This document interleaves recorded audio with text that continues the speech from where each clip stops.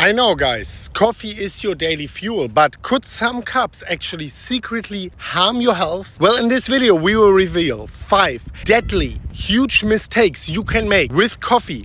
And number 5 will catch you by surprise. That is one thing which is for sure. And I want to, of course, not just fearmonger. I want to give you solutions and a quick checklist how you can get the best coffee, which actually is extremely beneficial for you. Everything evidence-based. I will leave the sources in the video description down below. Let's get straight into it, ladies and gentlemen. 5 hidden dangers of lurking your coffee. Number 1, pesticide. I mean, this is one of the most obvious things. That's why I'm starting with it. Mass-produced coffees are often doused in pesticides. In fact, coffee is as far as my research went, the most pesticide-loaded food in the world, right? So it is very important to look out for that. Widely used farms are using chemical glyphosate, which is classified as a potential or probable carcinogen. Nobody wants this dose in your body, of course, right? So opt for organic beans to cut this risk. And higher elevation, usually, if you have beans from a higher elevation, think like Colombia and stuff, everything above 2000 meters elevation, sometimes you don't even need organic because the high elevation already removes some necessity for pesticides.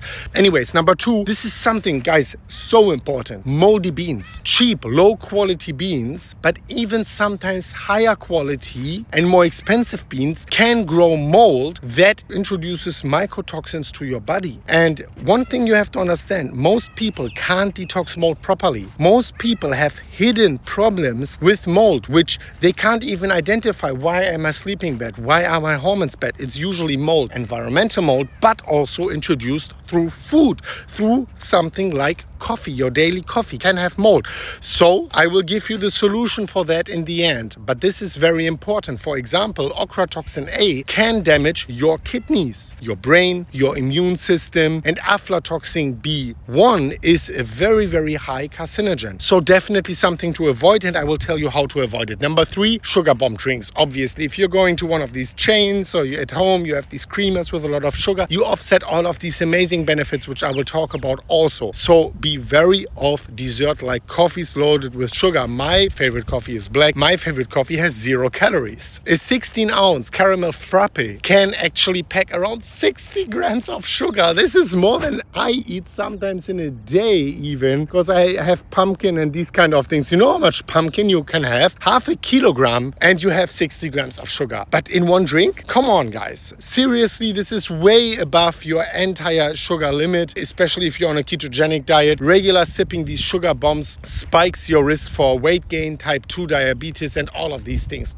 Just avoid. I drink black, add some whole milk, fatty milk, beautiful, right? But that's it. Number 4, artificial creamers. This is a big thing. They put it everywhere. And many popular coffee creamers, especially the non-dairy ones, are packed with trans fats. The worst, most dangerous fat for you. In fact, I made a whole video about this most dangerous food in the world. It's popping up on top of the screen here right now. Make sure you watch it. But this is one to avoid, and actually 1 tablespoon of this typical powder has around 1.5 grams of trans fat. This is exactly 1.5 grams more than you should actually have. Hydrogenated oils, horrible. Number 5, caffeine overload. This is one which might be a little bit surprising, but I myself sometimes overloaded on caffeine, how you can probably tell right now. Too much caffeine actually pushes your body into an overdrive. Too much stress is not good. It can spike your blood pressure, cause jitters or anxiety. Experts actually advise to stay below 400 milligrams. Some people go all the way up to 1 gram of caffeine, but it is really person dependent and you should always work yourself up. 400 milligrams seems to be safe for most individuals.